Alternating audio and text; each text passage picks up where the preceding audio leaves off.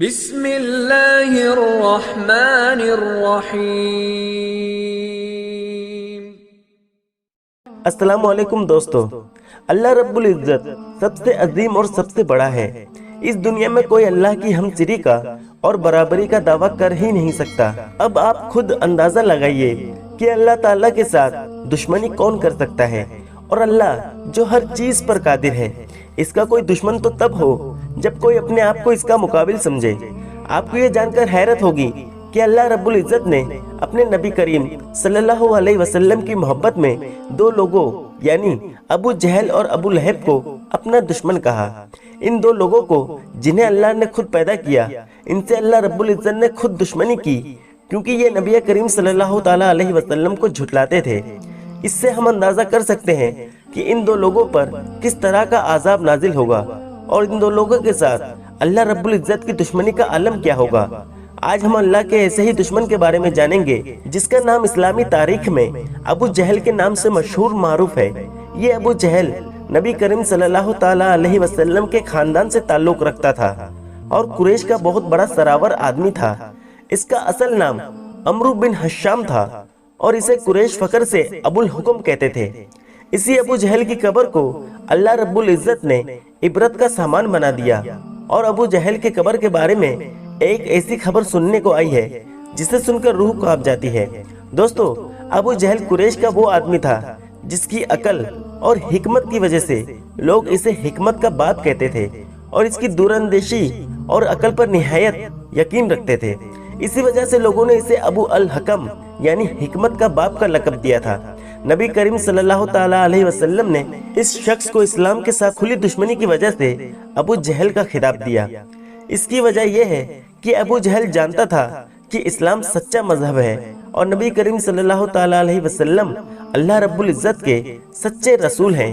اس کے باوجود یہ شخص صرف اور صرف اپنی ذاتی انا کی وجہ سے نبی کریم صلی اللہ تعالیٰ علیہ وسلم کے ساتھ دشمنی کیا کرتا تھا۔ ابو جہل نے کئی موقعوں پر اپنے دوستوں جن میں عمیر بن وہب اور صفوان بن امیہ شامل ہیں، ان کے سامنے بربلا کہا کہ میں جانتا ہوں کہ محمد سچے ہیں، اور میں یہ بھی جانتا ہوں کہ وہ جو دین لے کر آئے ہیں وہ سچا دین ہے۔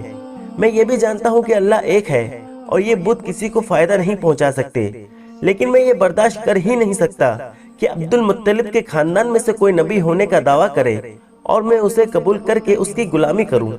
آپ یہاں سے اندازہ کر سکتے ہیں کہ ابو جہل کا حسد اور انا کس حد تک پہنچی ہوئی تھی کہ وہ ایک سچے دین اور سچے رسول کو پہچاننے اور ماننے کے باوجود ان کی دشمنی پر اتر آیا تھا۔ اس کی وجہ صرف یہی تھی کہ بھلے ہی ان کا قبیلہ ایک تھا، لیکن اس قبیلے کے اندر خاندان الگ تھا، اور ابو جہل کو یہ بات برداشت نہیں ہوئی کہ وہ کسی دوسرے خاندان کے آدمی کو نبی تسلیم کر لے۔ ہم آپ کو بتاتے چلے کہ قبیلہ قریش ایک بہت بڑا قبیلہ تھا، اور اس قبیلے کے اندر اور بھی چھوٹے چھوٹے قبائلی موجود تھے جو الگ الگ خاندانوں کی بنیاد پر بنے ہوئے تھے۔ نبی کریم صلی اللہ تعالیٰ علیہ وسلم کا خاندان بنی مناف کا خاندان تھا، جبکہ ابو جہل بنی مخزوم کے خاندان سے تعلق رکھتا تھا۔ یہ سب لوگ ایک ہی باپ کے اولاد تھے۔ خود ابو جہل کا شجرہ نسب 7ویں پشت میں جا کر نبی کریم صلی اللہ علیہ وسلم کے شجرہ نسب میں مرہ بن کعب سے جا ملتا ہے۔ اس کے باوجود ابو جہل نے اسلام دشمنی میں کوئی کسر نہیں چھوڑی۔ حالانکہ بنو مخزوم کے اور بڑے بڑے ناموں نے نبی کریم صلی اللہ علیہ وسلم کی اطاعت قبول کی اور اسلام کی خدمت کی۔ ابو جہل کی دشمنی کو ہم آج کل کی زبان میں یہ کہہ سکتے ہیں کہ یہ شریکے کی جلن تھی۔ اس کی وجہ سے ابو جہل نے اسلام دشمنی میں کوئی کسر نہیں چھوڑی۔ ابو جہل ہی وہ شخص تھا کہ جس نے نبی کریم صلی اللہ تعالیٰ علیہ وسلم کا ہجرت کے موقع پر نعوذ باللہ قتل کا پلان بنایا تھا۔ یہی وہ شخص تھا کہ جس کی وجہ سے قریش اس قدر گھنونے جرم پر اکٹھے ہو گئے تھے اور نبی کریم صلی اللہ تعالیٰ علیہ وسلم کو نعوذ باللہ قتل کرنے کے لیے ان کے گھر کا معاشرہ کر چکے تھے۔ ابو جہل اسلام قبول کرنے والے لوگوں کو طرح طرح کی اذیتیں دیا کرتا تھا۔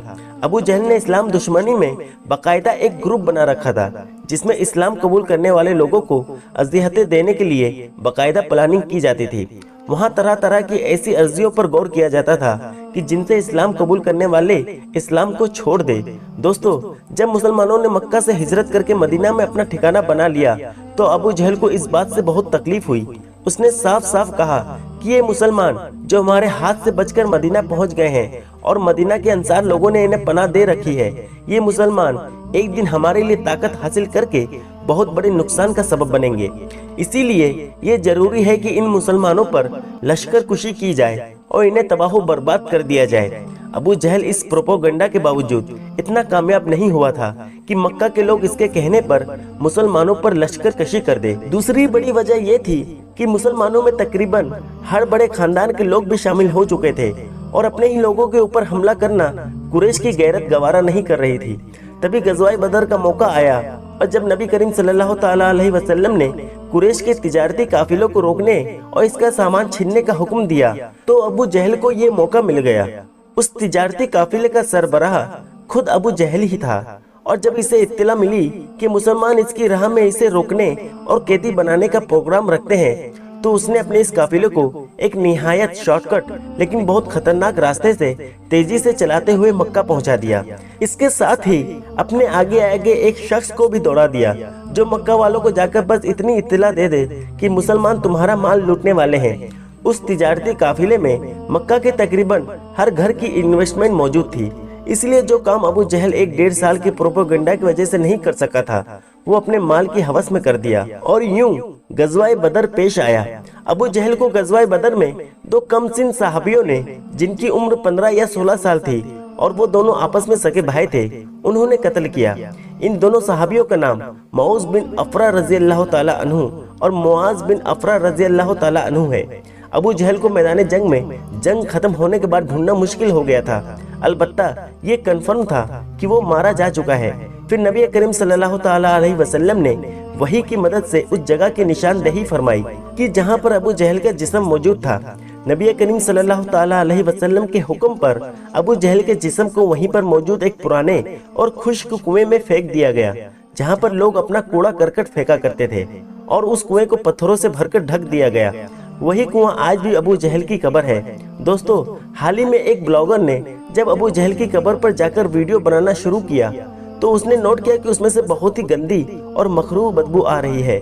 हालांकि अब तो वहाँ लोग कूड़ा करकट भी नहीं फेंकते। दोस्तों, वो मुसलमान जो अबू जहल की कब्र देखने जाते हैं वो वहाँ जाकर इस पर लानतें भेजते हैं और इसकी कब्र को ठोकरें मारते हैं। इस शख्स ने नबी करीम सल्लल्लाहु ताला अलैहि वसल्लम की अंधी दुश्मनी में दुनिया भर की जिल्लत और रुसवाई अपना मुकद्दर कर ली। वो शख्स जिसे लोग अबुल हिकम कहा करते थे और हिकमत का बाप समझते थे, वो अबू जहल बन गया और जिहालत का सरदार और जिहालत का बाप कहलाया। प्यारे दोस्तों, अबू जहल को कत्ल हुए 1400 साल से ज्यादा का अरसा गुजर चुका है। इसके बावजूद आज भी वो जिस जगह पर दफन किया गया था वहाँ से इस कदर गंदी और मखरूब बदबू आती है। अल्लाह रब्बुल इज़्ज़त ने इस बदबू के जरिए इसे दुनिया भर में हमेशा के लिए निशान इबरत बना दिया। शोधाओं की कब्रों से खुशबू आती है जबकि अल्लाह के दुश्मनों की कब्र से बदबू आती है और लोगों को इल्म हो जाता है कि यहाँ पर अल्लाह का दुश्मन दफन है। अल्लाह से दुआ है कि वो हमारा ईमान सलामत रखे और हमें इस तरह की अंधी दुश्मनी से बचाए जो हमारे ईमान के खात्मे का सबब बने। आमीन। दोस्तों, वीडियो पसंद आने पर न सिर्फ वीडियो को लाइक करें बल्कि अपने दोस्तों में शेयर भी जरूर करें और ऐसे ही वीडियोस देखने के लिए हमारे चैनल को सब्सक्राइब भी जरूर करें। मिलते हैं अगले वीडियो में, तब तक के लिए अल्लाह हाफिज।